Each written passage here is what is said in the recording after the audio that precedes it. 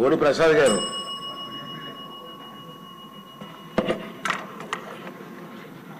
అధ్యక్ష, ఇది ఆర్ఎండ్బి డిపార్ట్మెంట్కి సంబంధించి మా నియోజకవర్గంలో ఉన్న పెద్ద సమస్య. 2014-19 మధ్యలో కంకిపాడు మండలం కుందేరులో ఒక బ్రిడ్జి శాంక్షన్ చేయించడం జరిగింది. దానికి అధికారులు చేసిన తప్పిదం వలన అప్రోచ్ రోడ్లో ప్రైవేట్ ప్రాపర్టీ ఉండటం వలన తర్వాత అది కన్స్ట్రక్షన్కి వెళ్ళినప్పుడు వాళ్ళు అబ్జెక్షన్ చెప్పడం వలన అది ఆగిపోవడం జరిగింది. ఆ తర్వాత